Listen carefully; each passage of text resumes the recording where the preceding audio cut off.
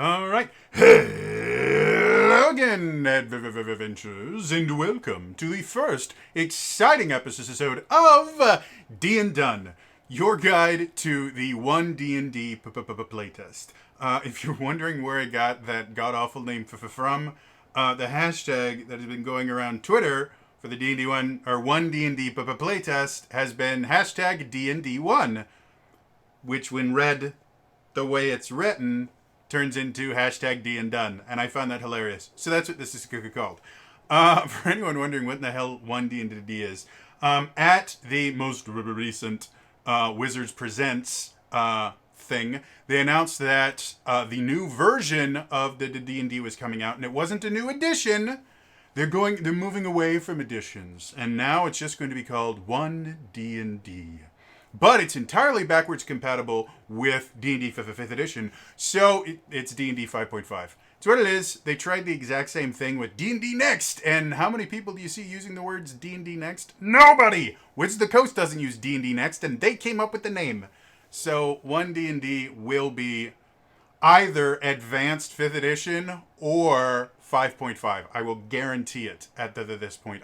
The name 5.5 is already being used by a large portion of the fan base, so it's going to be 5.5.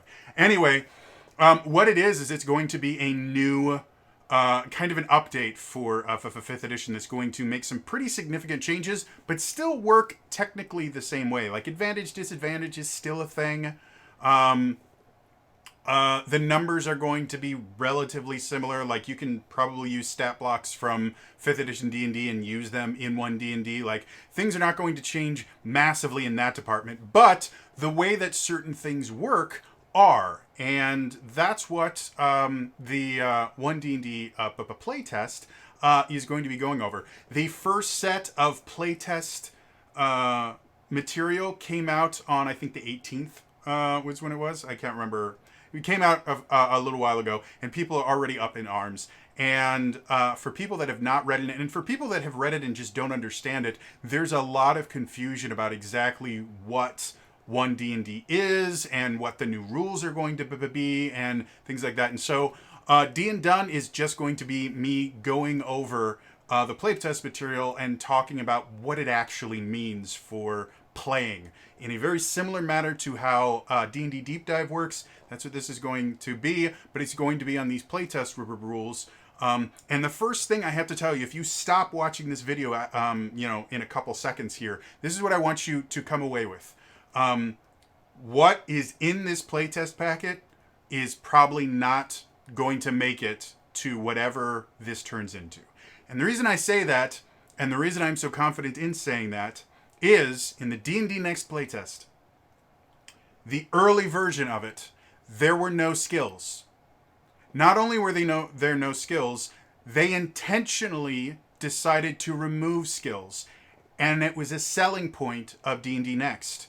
They had felt that D&D had become too dependent on skills and skill points. And part of that was because in 3rd edition, your skills were remarkably complicated as far as how many skill points you got. Different classes had different ability scores tied to how many skill points they got. And if you didn't spend your skill points in the right way, after about 3 or 4 levels of doing that, you couldn't make any of your checks. 4th edition was slightly nicer, but they had even more skills. Or actually, I think they had a few less skills than D&D 3.5, because 3.5 had like 27. It was insane. So they decided, they're like, you know what? We think skills have just gone crazy. The original versions of D&D in 2nd edition did not have a skill for everything. You normally would just roll your attribute scores and maybe add a little bonus if there was something in your backstory that gave it to you. And so that's what D&D 5th edition was supposed to be. There was not supposed to be skills in 5th edition. If you watch the 2012 Acquisitions Incorporated live game from PAX, which exists on the internet, you could watch it. I highly recommend you do. It is hilarious. They actually show how there are no skills in D&D Next. If anyone has played D&D 5th edition, there are skills in D&D 5th edition. So that was a selling point of D&D Next, and it didn't make it into the full thing because it didn't work. So anything in here that looks massively broken, that is massively broken, will not persist.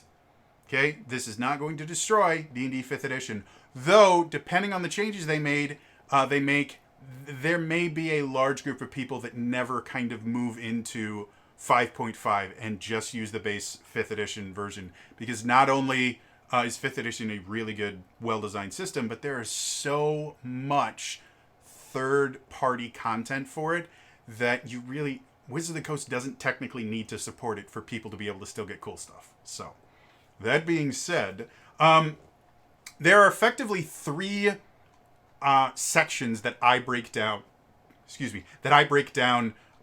This playtest material in. You basically have your origin section, which is races and backgrounds. You have the new feats, first level feats section, which is its own thing, and then you have the updated rules section. And the updated rules section is at the very end of the thing, and I think that's what we need to talk about first. So that's what we're going to talk about today, if you hadn't guessed by the title, is we're going to talk about what's called the Rules Glossary in the August 2022 1 D&D playtest. So, the reason we're starting with this is because the rest of the stuff won't make sense unless you understand the base changes to the game. I've talked about this before when I've reviewed like the Essence 20 systems. Effectively, if they tell you about your races and your classes and your backgrounds and all that stuff before telling you how the system works, you don't understand what any of that means, because they go, well, this will give you an improvement to your agility score. What does agility do? I mean, you can kind of guess, but oh, and this is going to give you, an increase to your Scooble-Dooble. It's like, well, what's a Scooble-Dooble? Well, so you really should have the rules, or at least a base primer on how the system works, show up before you start seeing class race options, things where people actually have to make a decision, unless you want people flipping back and forth through your book, which is not fun, to be blunt. So, we're going to start with the rules glossary. So I'm just going to go over the things, and a lot of the stuff really isn't that big a deal, but there's a few things here that people have been freaking out about, and I do think we need to talk about them. So the first thing, all the rules in the rules glossary are listed in alphabetical order. So the important stuff is like in the middle because it starts with weird letters. But the first thing in the rules glossary is arcane spells. And that is a huge change that they're making, is there are no longer going to be class spell lists, at least according to what this says. Now, again, in D&D Next, there were no skills on purpose. So, if you're upset that there are no more class spell lists, there is a good chance that won't actually go through. If enough people are upset about it, it won't go through. Now, I do think this is going to be a thing in D&D, in 1 D&D, because they basically split up spells into 3 different groups. You have arcane spells, you have primal spells, and you have divine spells, is I think what the... Is that what it is? Yeah, divine spells. I wasn't 100% sure on what word they used, but... and we already do that in 5th edition, because you have arcane spellcasters, divine spellcasters, and nature spellcasters. We've already done this in 5th edition, and most of the lore already supports this interpretation. Arcane magic is different than divine magic. In Faerun, it works with the weave differently. Nature magic is kind of a hybrid between the two, because nature is governed by gods and things like that, so it has a divine aspect, but it's not granted specifically by a deity. It's granted by nature itself, which is much more akin to arcane magic, which is really about kind of playing with the weave, which is kind of the base magic in the world. So the idea that this is this huge change, it really isn't. If you've been watching my Star Wars 5th Edition D&D Deep Dive, they've done that in Star Wars 5th Edition, where you have force powers and you have tech powers. And that's it. So they have 2 spell lists instead of 3 spell lists. and that's not really that big a deal. It's also kind of an industry standard. Star Wars 5th Edition is not the only one that's done that. There's lots of other ones. The people that have been the most vocal about this have been the Pathfinder 2nd Edition players, because they're like, ha ha, look, 5th Edition is stealing from Pathfinder. No, 4th Edition did this a decade ago, because they had 3 different power sources, which were Arcane, Divine, and Primal. So this is literally them taking stuff from the evil 4th Edition. This is literally just 4th Edition. That's all it is.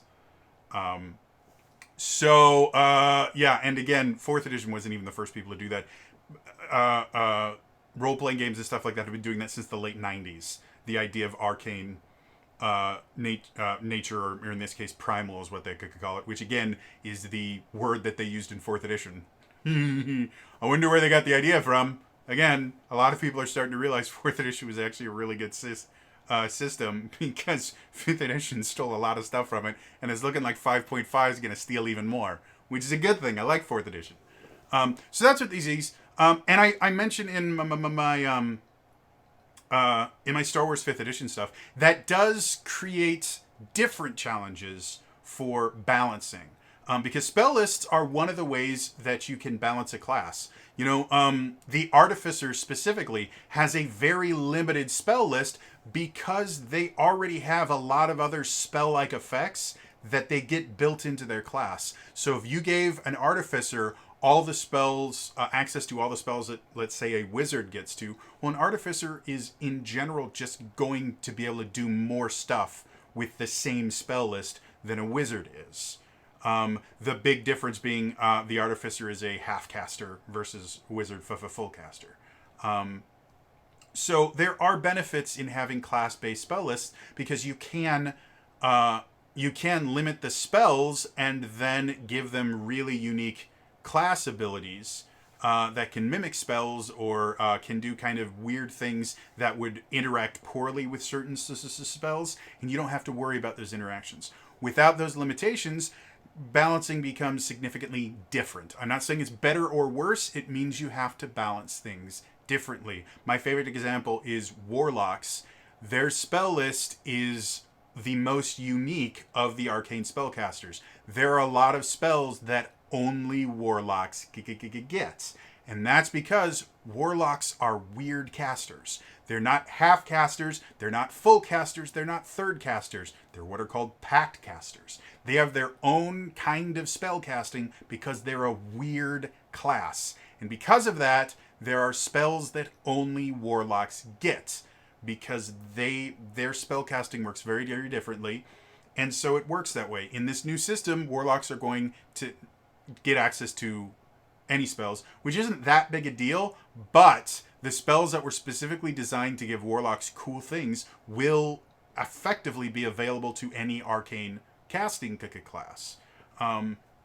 So they're not going to be able to balance classes by using the spell list. Is this a good thing? Is this a bad thing? To be 100% honest, I don't know.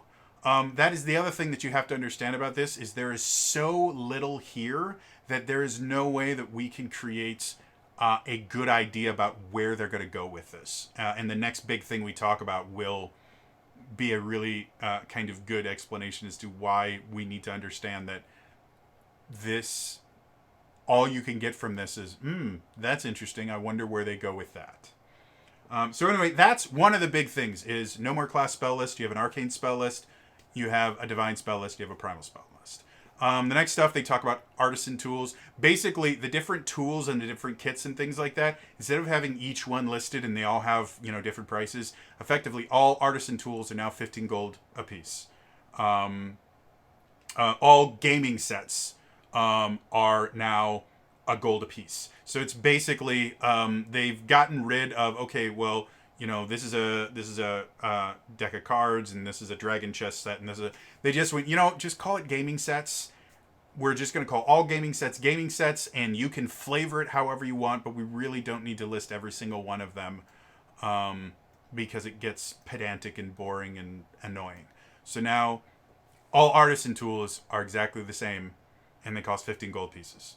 And you personally can flavor them however you want. I'm a big fan of stuff like that. I like generic things that you're allowed to flavor the way you want it to.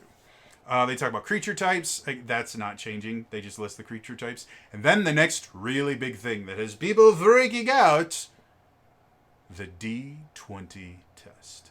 Now, this is another thing that has become more commonplace in just newer RPGs in general. Is they declare all role. They have a overarching term for all of your roles, and then they will have subdivisions of those roles. And that's what the D20 test is. It says the term D20 test encompasses the three main D&D roles of the game: ability checks, attack rolls, and saving throws. So this is how it works right now: is you have ability checks, attack rolls, and saving throws.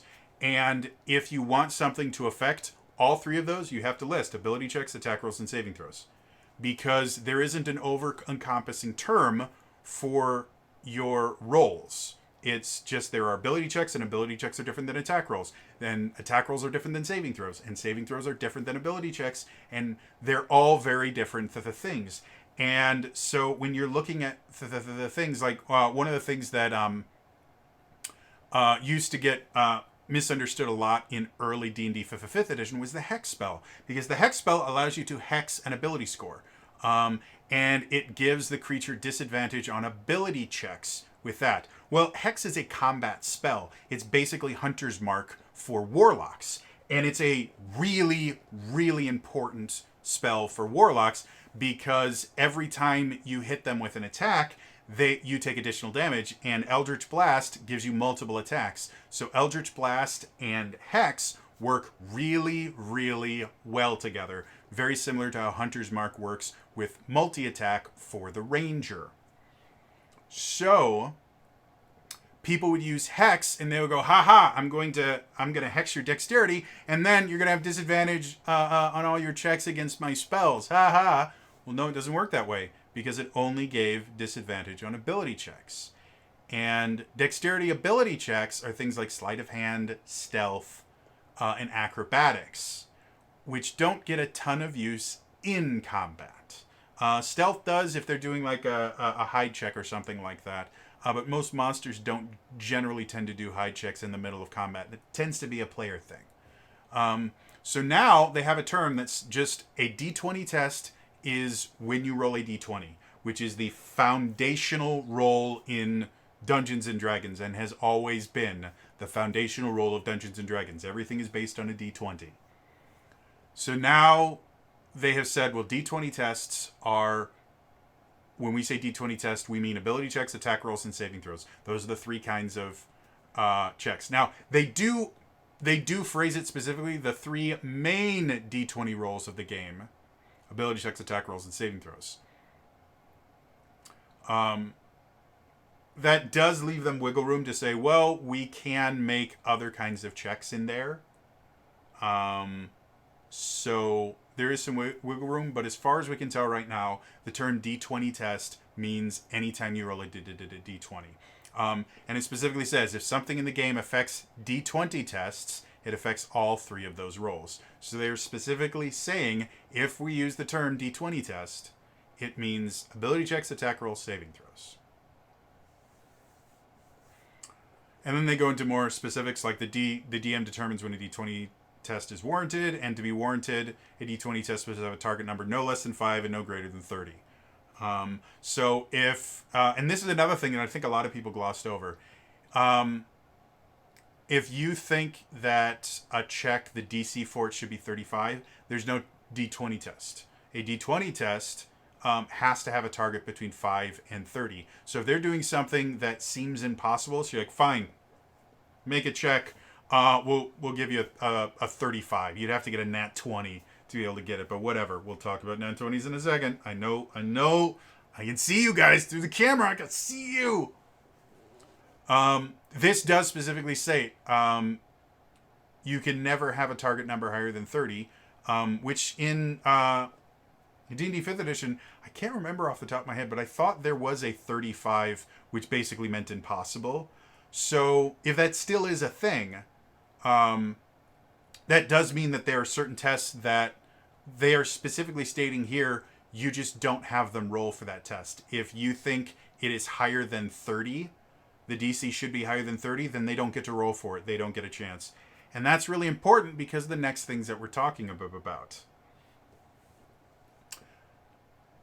Because the next little subheader under D20 test is rolling a 1. If you roll a 1 on the D20 test automatically fails, regardless of any modifiers to the roll. Now, this is already how attack rolls work in D&D 5th edition. In 5th edition, rolling a 1 or a 20 only becomes an auto success or an auto failure on an attack roll. On skill checks and things like that, you can roll a nat 1 and still succeed. And I've seen rogues do it. There are certain subclasses that they basically, it's impossible for them. I can't remember which one it was, but there's at least one subclass I remember doing a D&D deep dive for, where any roll below a 9 they can treat as a 10, which includes a nat 1. So it was physically impossible for them to roll a nat 1. So this changes things. If you roll a nat 1, no matter what you are trying to do, you automatically fail. On attack rolls, that's how it's been. But on skills checks, ability checks is what they call them here, there was always some wiggle room for the DM to decide, well, you still beat the DC, so we're going to say that you succeeded. It's just going to be a hilarious success. Now it's official. If you roll a 1, you fail. And that's where the next part gets people upset. Rolling a 20. If you roll a 20 on the D20, the D20 test automatically succeeds, regardless of any modifiers to the roll. A player character also gains inspiration when rolling the 20, thanks to the remarkable success. This is what people have been focusing on, and are really, really upset about. Because one of the things that a lot of dungeon masters, a lot of the older dungeon masters will tell you, advice-wise, is let the players roll and fail. If they're trying to do something impossible, you can still let them roll, but make the DC something that they literally cannot achieve. Good example, a player comes up to you know, a giant like sequoia in their way, and it's completely blocking the road. They go, well, I'm going to try and push the sequoia out of the way. Well, this is something that weighs tons. There's no possible way, even with magic, they're going to be able to move it on their own. But they want to try, so you go, okay, go ahead and roll. And the player thinks they're rolling to move the sequoia. They can't. It's physically impossible. The DM is actually having them roll to see how many muscles they pull. Higher number, less muscles that you pull. So, what people have been interpreting this is, effectively, if I say, I want to seduce the dragon, and I get a nat 20 on it, you're not allowed to have the dragon say no to me. I now get to fuck a dragon. And that's not what this says. But that is how rules lawyers are going to argue it. And this takes away a little of the agency from the DM, because now they can point to a rule and go, no, the rules say I automatically succeed. Whereas now in 5th edition, if somebody rolls a nat 20, he's like, I'm going to seduce the dragon. They roll a nat 20. Ha ha! The DM goes, okay, what's the total? It's at 21. Okay. The dragon looks at you, laughs at you, goes, ha ha ha, no, but is amused enough that he doesn't burn you alive. Well, I got a nat 20 auto succeed. No, skills checks don't have an auto success. Well, now they do, and it's just going to create arguments. I don't really see this being beneficial at all. And this part, I 100% see magically disappearing before 5.5 becomes 5.55. It's a dumb idea. It is only going to encourage rules lawyers to argue with their DMs. And in things like the Adventurers League, where the DMs are actually crippled pretty badly, like they are significantly limited in what they are allowed to do and what they're not allowed to do. And if they venture too far outside of those limits, the game that they're running can be declared a non-Adventures League game. And bare minimum, that can mean that the player characters that the players are using don't get the experience or get to keep anything from it. And in the worst case scenario, those characters can just be declared illegal Adventures League characters and they disappear and they're not allowed to be used in league play anymore. I've seen it happen. So, with something like this in an organized play structure like the D&D Adventures League, this is going to be a nightmare. And it's basically going to teach DMs that do not allow players to roll anything. Do not allow them to ever make a roll for something stupid. Never. Do not allow them to roll because they're going to say, I succeed, I want to fuck a dragon. Or, I succeed, the king has to give me the entire kingdom right now. Because I said I want to persuade him to turn over the entire kingdom to me and make me the new king. And I got a nat 20, so I'm the new king. Well, no, there's no situation ever that would be a thing. And even if it did happen, the country wouldn't allow it. You'd probably get killed by the guards immediately if you tried to do something like that. But again, this is going to give fuel to rules lawyers. And it's going to confuse new DMs. And if this rule stays in, again, I don't think it's going to, but if this rule stays in, effectively what it's going to do is basically teach DMs, do not allow your players to roll. Only allow them to roll in very specific situations that you are okay with them doing exactly what they described. And that's not fun. Part of the fun of D&D is rolling dice. Rolling dice is fun. That's why there's so many dice mechanics in D&D. It's fun. So I generally tend to err on the side of, sure, go ahead and roll. And that is the advice that not only I was given when I was a young DM, it is the advice that I generally tend to give out to new DMs. It is the advice that I have seen seasoned DMs. I'm pretty sure Matt Mercer has talked about it. I would be really surprised if Mark Holmes, I think his name is. I have the hardest time with his last name. He's super, super cool, though. Literally, talk to anyone that is a professional dungeon master, and they're probably going to say, if they're good at it, they're probably going to say, let the players roll. And if they get a really high number, come up with a way to reward them for that, but they don't get to break the game with a roll, you know? And 9 times out of 10, they're going to roll for it and they're going to fail. Unless they're cheating, and that'll be another issue entirely. And the failure is going to be a lot more fun than just telling them no.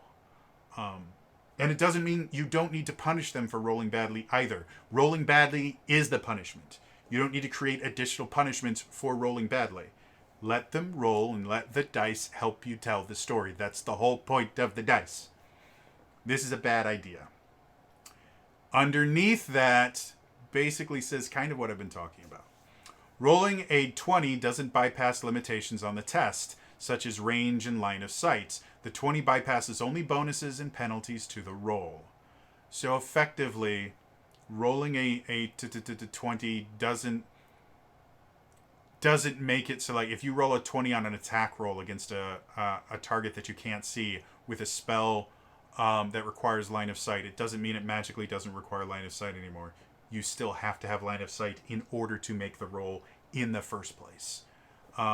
And if you expand on that, and they don't here, and I think they should, if you expand on that and go a little bit further of rolling a 20 doesn't mean that you change reality. Rolling a 20 doesn't mean you do the impossible. It means you do the best that you could in that particular situation. So if you go up to a dragon and go, hey, I want to fuck you, you're not going to fuck a dragon. It's not going to happen. But you roll a 20 on it, instead of the dragon going, What did you say to me, pissant? And you're incinerated. The dragon goes, ha ha ha ha! You're funny. I like you. What did you want other than that? Because no, no, no, no, no, no, no. You're not my type. So yeah, that has been one of the biggest things that people have been freaking out about is this new that. However, here's another thing that people have been freaking out, and it's the next thing. Critical hits. I'm going to read this. And those of you that have read it already know what I'm going to talk about. Those of you that haven't, this may sound nuts to you. Weapons and unarmed strikes have a special feature for player characters.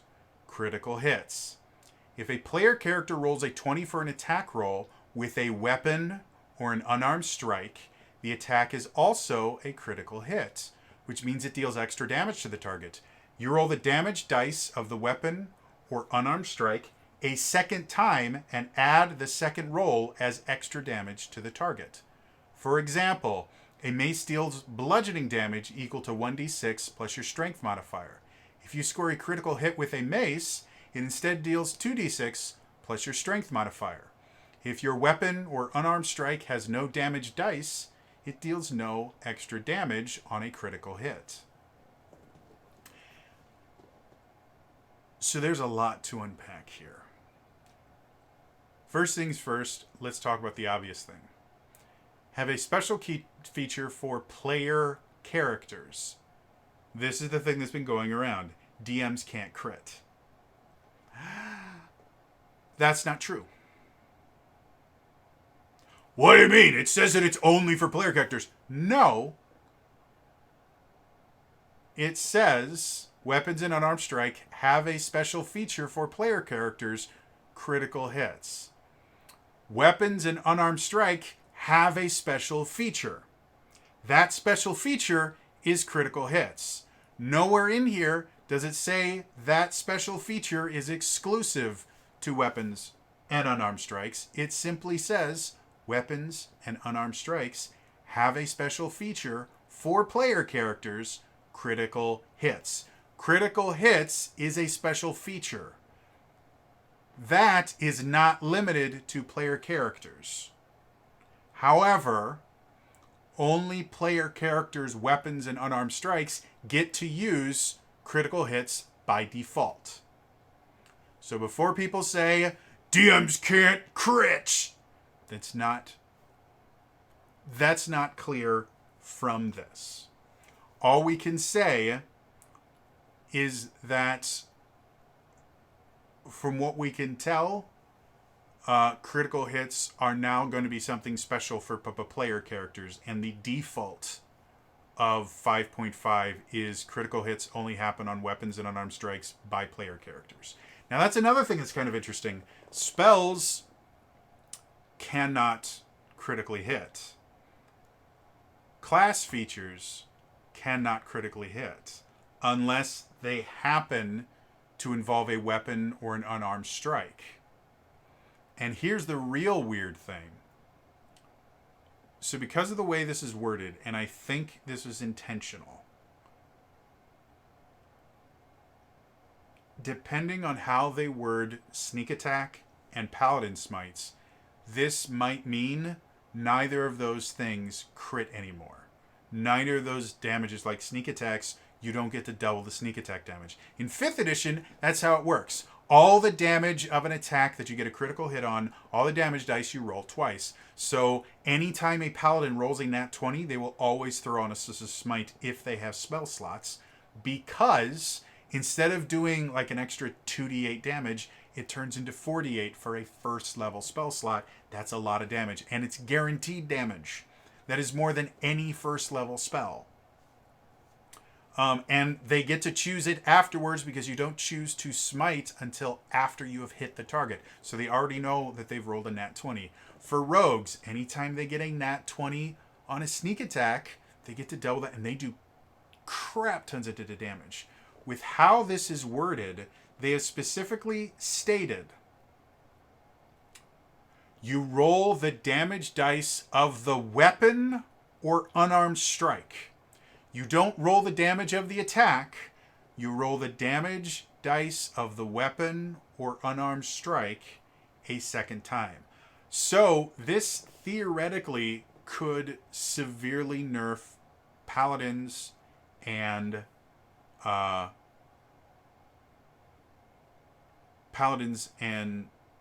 rogues, because they are built. I mean, paladins are crit machines. They do really, really well with crits. And rogues do everything they possibly can to get advantage on every single attack ever. That's what every rogue I have ever dealt with has always done. It annoys the hell out of me. They don't need advantage on everything. There's lots of other ways to get sneak attack, but that's what they do. And they milk critical hits as much as they can because it does insane damage at high levels. If what I'm reading is correct, neither of those things are going to be affected by crits. And that is massively going to change how you play paladins and rogues. Massively. Now, I've said this many, many times before. Rogues are this shy of being broken. They really are. Because with the expertise and all the other stuff that they get in and their sneak attack, like, they are really, really powerful characters at every level. So nerfing them, I would not feel super, super bad about. Nerfing paladins, I think, is a little bit worse because paladins already have kind of a weird spot, and their smiting ability has been one of the saving graces that makes them still really fun to play. And if they don't get to double damage on smites anymore, that might be enough for me to go, I'm not liking this. One thing that a lot of people aren't talking about is, again, I mentioned critical hits is a feature of weapon and unarmed strike. It is nowhere in here does it say is exclusively limited to weapons and unarmed strikes. So it may be part of stat blocks in 5.5, in 1 D&D. Part of stat blocks, they will have a little thing saying this attack can crit. That might be something. It might be something that's built into legendary creatures. Legendary creatures can crit. Right now, the base version of legendary creatures are really kind of... they suck, to be honest. In D&D 5th edition, creating a fight where the party fights a single really big monster is not fun in 5th edition. They have added things like in... what is it? The Theros one, the one that's based on Greek mythology, the Magic the Gathering setting. What's it called? Of course they don't have it. Let me see all the sources, for Pete's sake. Mythic Odyssey of Theros. There we go. In Mythic Odyssey of Theros, they introduced a new kind of creature that I can't remember what it's called right now. But basically, it was, this isn't my final form. That's literally what it was. Basically, when you reduced one of these, I think they were called mythic creatures. When you reduced a mythic creature, which is a legendary creature, it has legendary actions and legendary resistance and all that. When you reduce a mythic creature to 0, they regain all their hit points and they get new things that they can use their legendary action for. So effectively, they metamorph and become a more powerful form. You have to fight him again. I think it's a really cool mechanic, and it goes... it definitely makes combat against a single really powerful foe significantly more interesting. But in order for combat to work in 5th edition against a single powerful foe, it has to be a legendary creature. It has to have legendary actions and legendary actions that are useful. And it needs layer actions, to be blunt. Because otherwise, action economy-wise, the players are just going to have too many abilities and too many actions that they get to make anything difficult for them unless you are almost killing them and one-shotting them every time you attack. And that's not fun. And healing in D&D 5th edition is not great. So this might be something that they use to make legendary creatures truly legendaries. Legendary creatures can crit. They might even make it that legendary creatures can crit on spells. There may be specific spells that say, by the way, this spell can crit. if you do this, then you can treat it as if you got a critical hit. Again, critical hit is now a feature. It is not a nat 20 on an attack roll. That's what a critical hit is defined as in D&D 5th edition. Is a critical hit is a nat 20 on an attack roll. That's what a critical hit is. Here, a critical hit is a feature.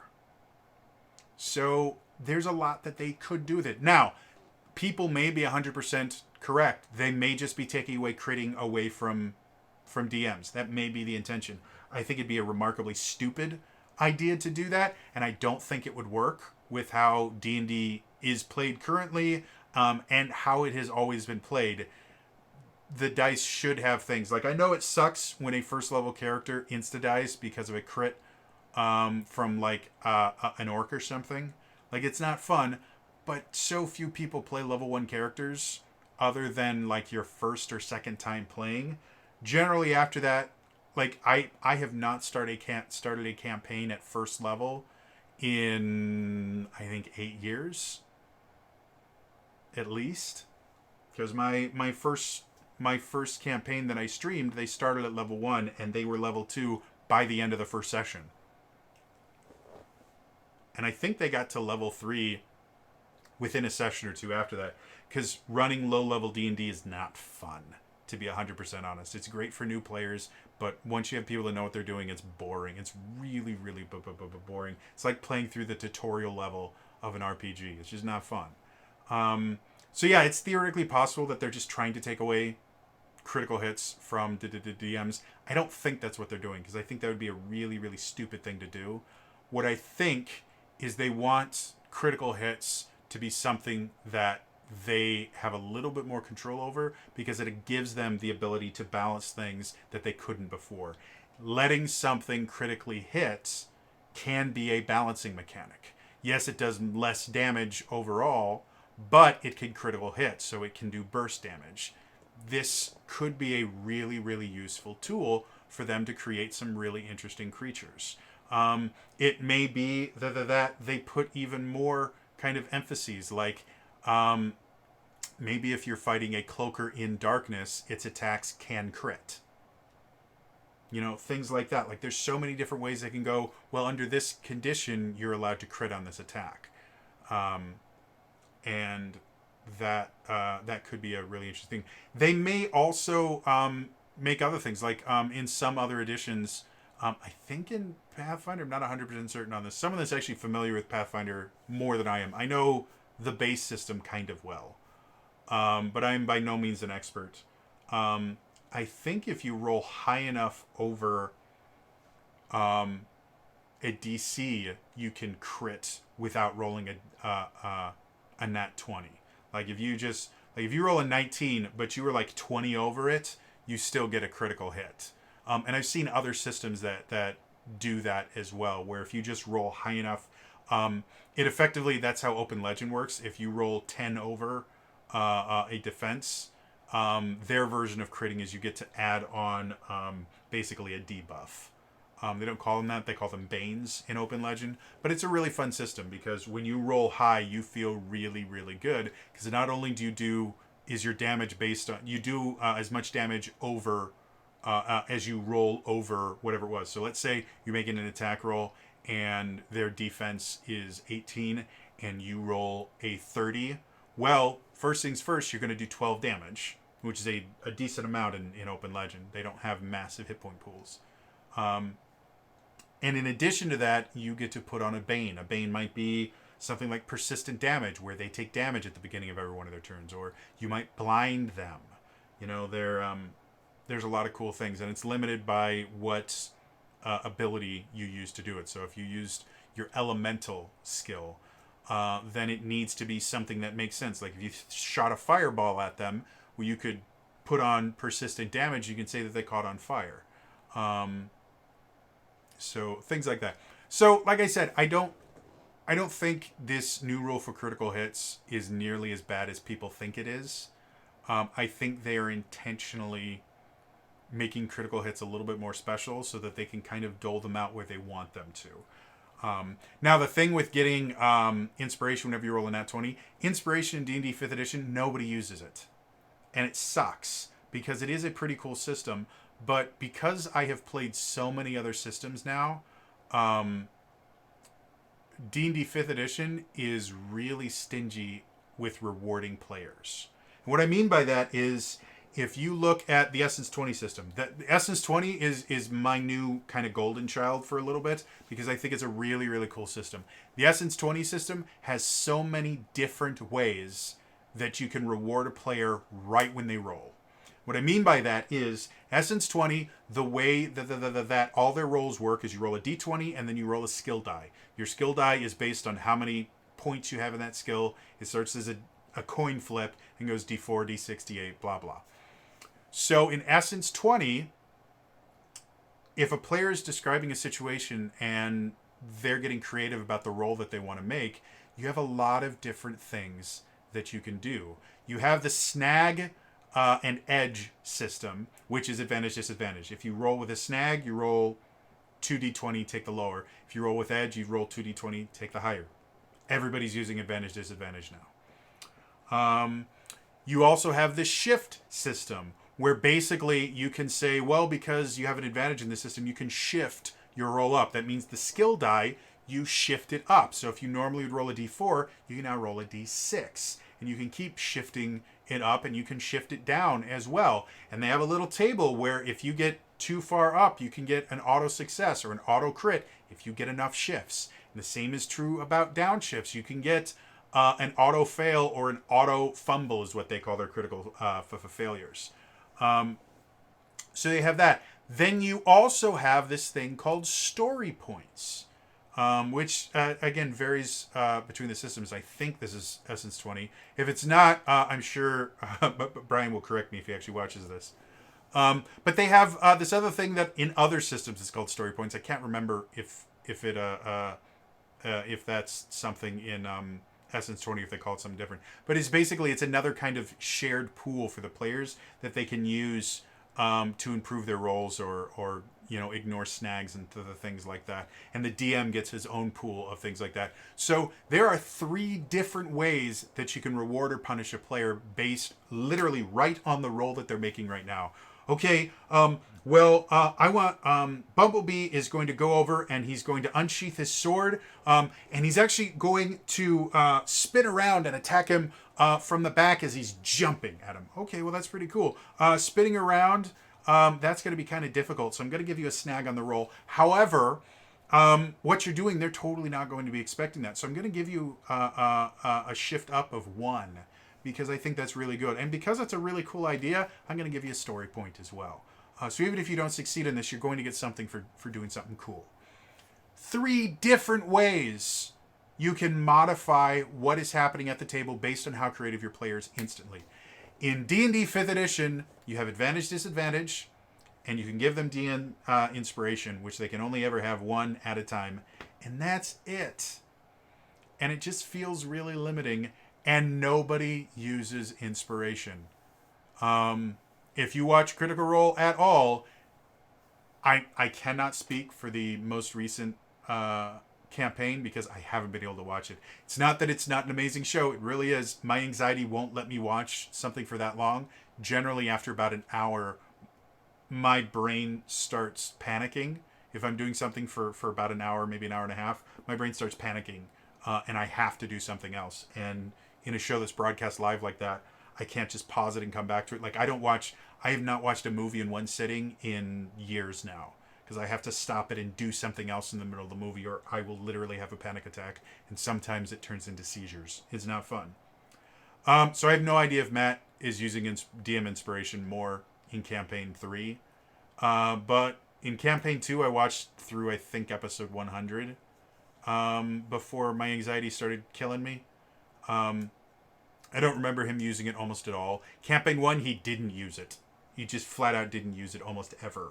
And that is what I see most 5th edition DMs do, is they just never use it because it's so limited. Well, here, you can use this to give yourself advantage on a roll next time, but it doesn't affect this roll one way or another. It just never felt really good. So I can understand why they're making it so every time you roll a nat 20, you also get inspiration. And again, This specifically says a player character also gains inspiration when rolling at the 20. So that is unique to player characters. DMs don't get DM inspiration or anything. And that's always been a thing. So some people are getting annoyed by that because they're like, well, that means basically people are always going to have DM inspiration. And to be blunt, I don't care.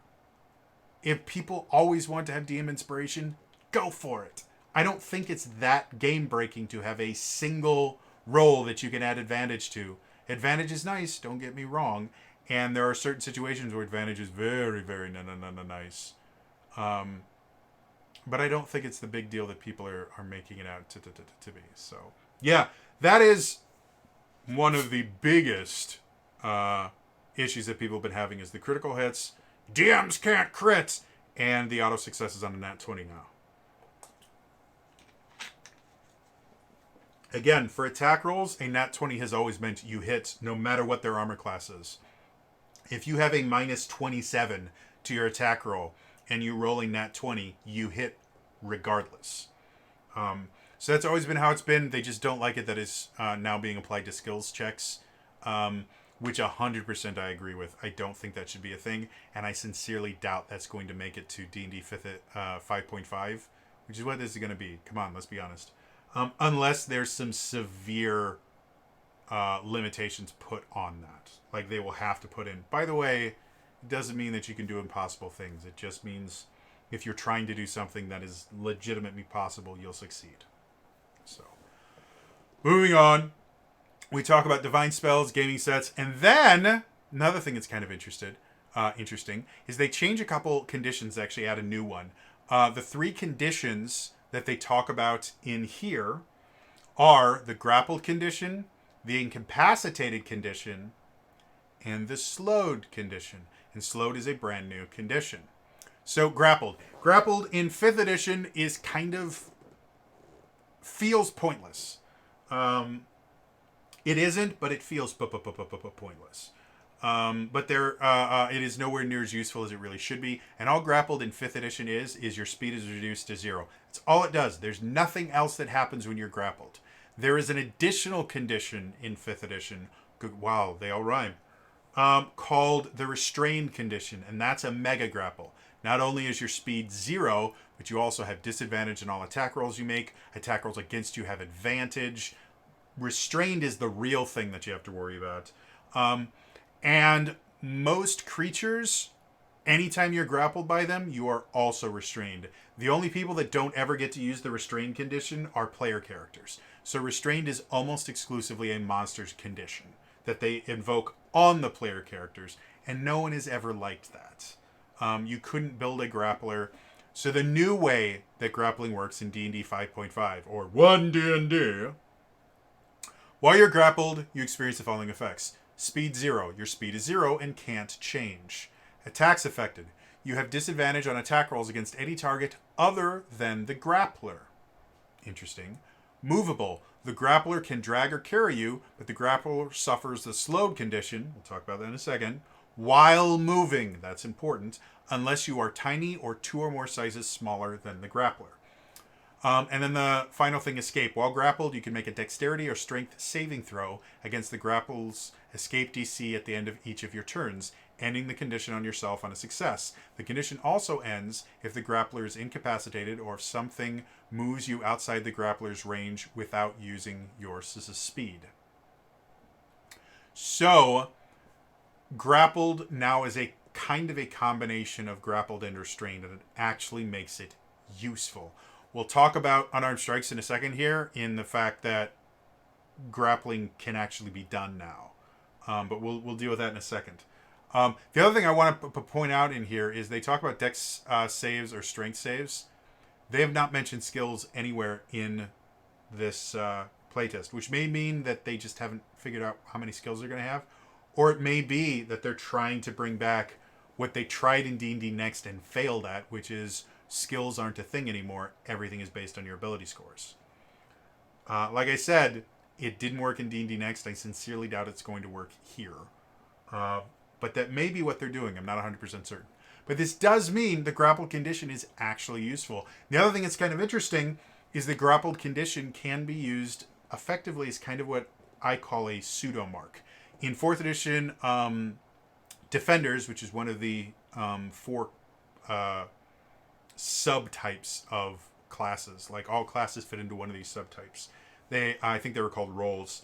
Um, Defenders all had a different version of this ability called marking. Basically, what marking did was you would put it on a target, and that target would have a detriment to any attack rolls they made that didn't include you. So it's basically a way for defenders to effectively force the enemy to look at them more favorably as a target. They have not brought that back in 5th edition yet, and I think that's kind of a bad thing. Now, a lot of people kind of treated marking like getting aggro in an MMO, and they hated it. And I don't think that's what it was, or that's what it was attempting to emulate. It was literally for someone that they've been trained to defend other people, they will understand how to make themselves look like a viable target. And they will know how to kind of manipulate the battlefield so that people look at them to fight as opposed to the people that they're protecting. This is a common thing for defender style characters. You see it in movies, you see it in television shows, you see it in actual combat. Not so much in, combat with guns and stuff like that, because anyone can shoot anyone. But if you look at street fights and things like that, when it's more of a brawl, there will be people that will kind of step in the way, and they will take punches for their friends and things like that. Like, this is a real thing. Marking is a real thing. So the grappled condition can theoretically be used like a pseudo mark. You can grab them, and now not only are your allies getting advantage on attack rolls against them, but they will have disadvantage attack rolls on anybody but you. So now you look like a really good target, because if they can get you incapacitated, it ends. If they can move you so that you, because forced movement still breaks grapples here.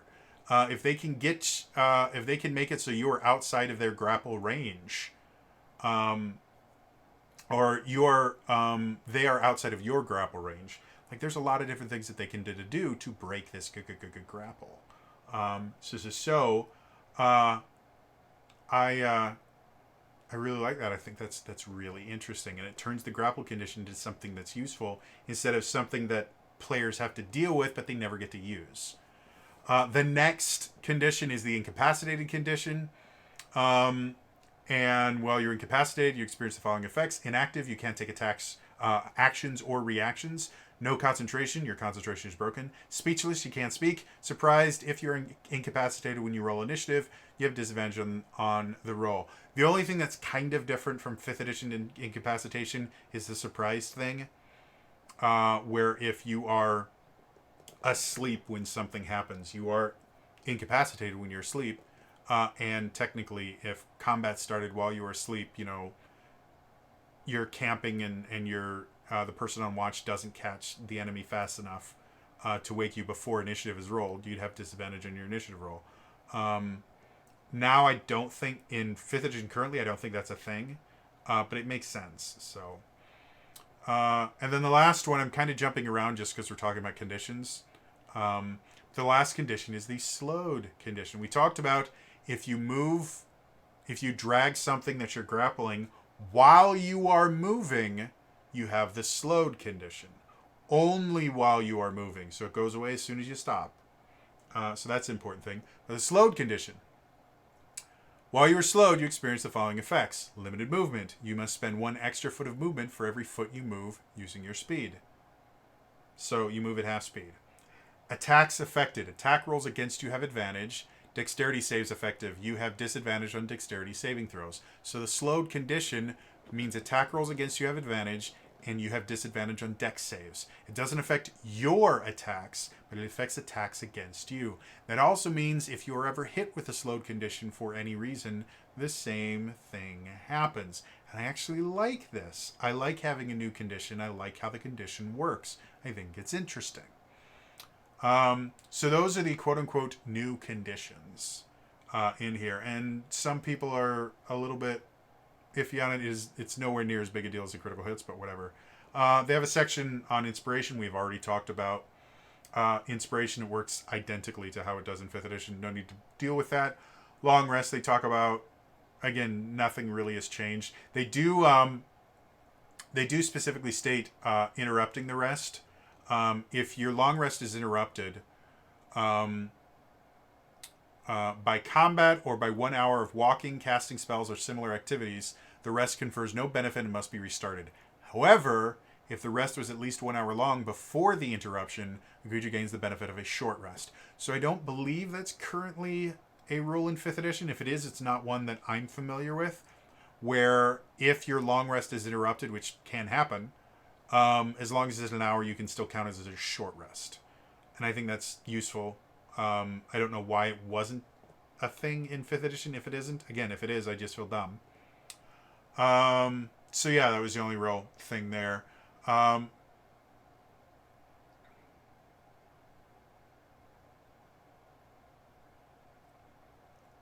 They do make a slight change with tool proficiency. So if you have proficiency with a tool, you can add your proficiency bonus to any ability check you make to use that tool. If you have proficiency in the skill that's also used with that check, you have advantage on the check too. This functionality means you can benefit from both skill proficiency and tool proficiency on the same ability check. That is a new thing. Right now, tool proficiency doesn't use your skills. Tools are effectively their own skills. So like a Thieves Tool check does not use your Sleight of Hand ability. It uses your Thieves Tool ability.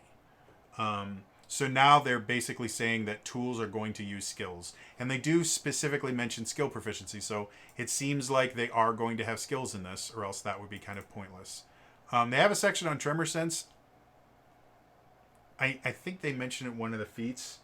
The Tremor Sense, again, I'm not even going to go into the Tremor Sense because it's just weird. I might talk about it if it's mentioned in a feat or something, but I'm not going to talk about it here because it's just weird and doesn't make sense with anything else.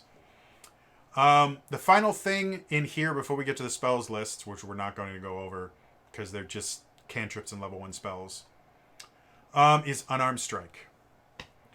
I'm a monk main. Unarmed strikes are important to me. They've changed how unarmed strikes work. An unarmed strike is a melee attack that involves using your body to damage, grapple, or shove a target within your reach. That's important that they talk about 3 different things. Your bonus to hit with an unarmed strike equals your strength modifier plus your proficiency bonus. So you are always proficient at unarmed strikes. On a hit, your unarmed strike causes one of the following effects of your choice, and this is a really big deal. Damage. The target takes bludgeoning damage equal to 1 plus your strength modifier. That's how unarmed strikes work now. You make an attack roll. If you hit, they take 1 plus your strength. There's 2 other things you can do. Grapple. The target is grappled, and the grapple's escape DC equals 8 plus your strength modifier plus your proficiency bonus. This grapple is possible only if the target is no more than 1 size larger than you, and if you have a hand free to grab the target. This is new. The way that grapple checks work in 5th edition, and the reason that grappling is not something that most players do, is grappling is a contested skill check. It is the strength athletics. It is a strength athletics check of the person trying to grapple versus either strength athletics of the defender or dexterity acrobatics of the defender. The defender gets to choose. So grappling is exclusively a strength-based check, and it has to be done with strength athletics. That is the only way to grapple. And that also means if the creature that you are attacking has a high strength score or has a high dex score, you're just not going to grapple them. It's not possible. And what that generally meant was people don't use grapple checks ever.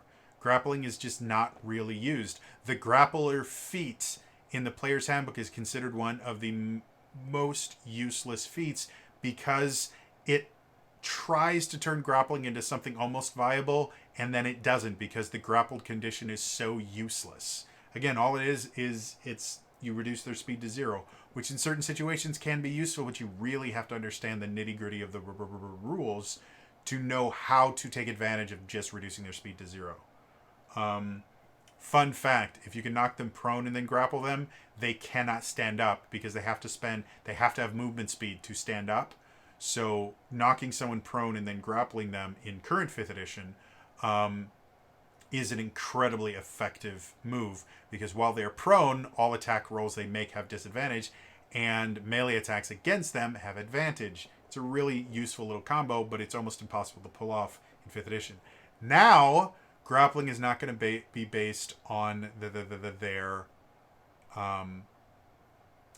grappling is not going to be based on how good the opponent is rolling. It's going to be based on their armor class. If you can roll higher than their armor class, you can choose to just grapple them with an unarmed strike. That is a major change. And that could, and especially now that grappling actually has some benefit, that could change how the game is played. A grappling style character might become a viable build, because now you just have to be able to beat AC, which anyone that makes attacks can do that. And if, in the case of a monk, where they can make, currently they have the ability to make unarmed strikes with dex instead of strength, that could mean you can have a dexterity-based grappling monk, which you can't really have in 5th edition as it is right now. So that, I think, is really cool. The other thing you can do is you can shove. You can either push the target 5 feet away or knock the target prone. This shove is possible only if the target is no more than one size larger than you. Again, shoving is a thing that you can already do. However, it is a contested check, which generally means most people don't use the push or the shove. It's technically push or trip is what it is in 5th edition. And most people don't use them because, again, because of contested checks, it means you have to have, and it's always strength athletics for the person. So if you are not a strength-based character that is trained in athletics, you're never going to succeed. And even if you are, I have seen barbarians try to shove and have failed against giants and things like that that have really good strength scores. It's just not fun. Now, shoving is based on armor class. If you hit with an unarmed strike, you can shove the target as the effect. Instead of doing damage, you can shove them. That changes things. I've mentioned before, being able to control where the enemy is really useful in any RPG, but in D&D specifically, it's very useful to be able to choose where the person is standing. Being able to knock them prone can be very useful, especially now. If you knock them prone with a shove, well, melee attacks made within 5 feet now have advantage. Well, now you have an advantage on an attack roll, so you can literally start every combat by shoving them prone and then making the rest of your attacks on their prone form. Or shove them prone and then grapple them, and they can't stand up now, because they have to use their action to break your grapple in order to stand up or do anything useful. So the fact that this is now based on armor class and attack rolls instead of on contested checks means the game changes, means these things are going to work differently. And I like that. I think it's interesting. I think there's a lot of potential here. Again, it will really depend on what we see next. There's just so little information here that all I can say is, wow, that looks interesting. I want to see what's next. Because as I mentioned, like, everybody freaked out. Oh, DMs can't crit. DMs can't crit. We don't know that. All we know is critical hits are a special feature of weapons and unarmed strike, and it's not exclusive according to this. There's nothing about critical hits only happen on weapons and unarmed strike. They say that is a feature of weapon and unarmed strikes for player characters. Now, that may be where they're going. We don't know that. We have to wait until the next, actually probably the next 2 or 3 things drop, and we start seeing how the classes are built and other things are built, until we start seeing monsters, start seeing if critical hits are something that they kind of give out to add specialness to certain attacks, or if it is just something that is only reserved for player characters. So yeah, I guess we can. I'm not going to go over the spell lists because, like I said, it's only cantrips and first level spells, and a lot of them shared. But yeah. So final thoughts. Overall, I am intrigued with the new rules. Like I said, the rolling a 20 rule I think is a dumb move, and I will almost guarantee you it's not going to survive to 5.5. It's a bad idea. The rest of it, I think, is interesting. If it is the fact that DMs just don't crit, and critting is something that not only just is exclusive to player characters, but is exclusive to player characters that use weapons or unarmed strikes, I think I could see them trying to make that change. And the reason why, I've talked about this before, the phrase fighters improve linearly, wizards improve quadratically, effectively what that, or exponentially. Effectively what that means is fighters and martial characters in general, as they level up, they're going to just get better by little steps. Magic users in general start off really bad and they just barely get any better, and then they hit a certain point and they go Phoop! And that's what's called an exponential curve. Because it starts out as really small increments, and then the further you go, the bigger and bigger it goes, to the point where a level 20 wizard could take out 4 or 5 level 20 fighters without too much difficulty.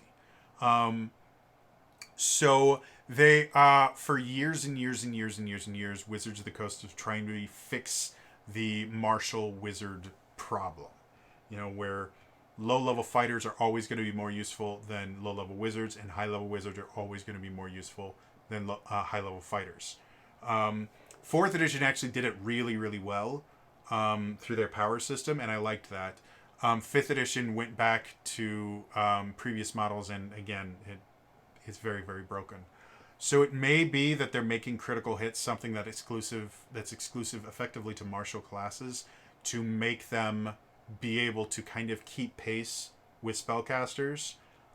I don't know how effective that would be. If the only thing that they do is they make critical hits exclusive to weapon attacks, I don't think that will do enough to change the imbalance that already exists. Because again, most spells are going to be saving throws anyways, which you can't crit on.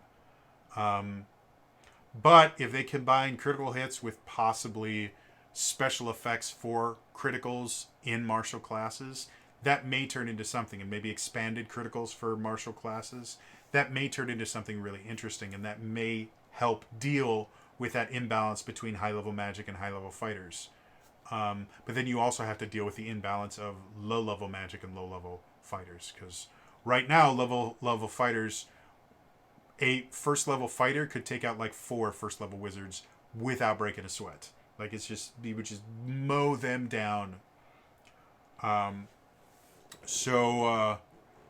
Yeah, I'm interested to see where this goes.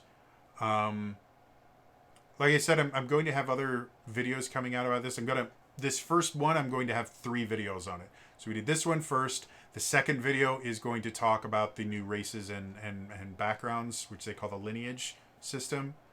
And then the last one, we're going to talk about the feats, because we have to talk about the feats. Yeah, as far as the new rules, I think they're interesting. I'm not sold on them. I don't think they're better than 5th edition. I don't think they're worse than 5th edition. I think they're interesting, and I will reserve my judgment to see how they use these new rules and how they change. Because like I said, D&D Next didn't have skills on purpose, and D&D 5th edition has lots of skills. So don't think that this is permanent, that this is what the new direction of D&D is. They're trying something, and they should be. They're trying to do something interesting. They're trying to do things that they haven't tried before, except for this stupid one D&D nonsense. They're trying to do different things, and they're intentionally doing things differently than before to see what works. Failure is a much better teacher than success. It always has been. It always will be. So it may be that they're making drastic changes and giving them out to the players to see what happens, because that is invaluable information, and it doesn't break anything. Again, this is playtest material. it's not ruining your favorite game. There's very little chance that a lot of these things are going to make it to the full edition as they are written right now. That's the whole reason that they're having a 1.5-year playtest for this. So we'll see. Anyway, that is going to be all for me today. As always, like, subscribe, turn notifications on in the comments down below.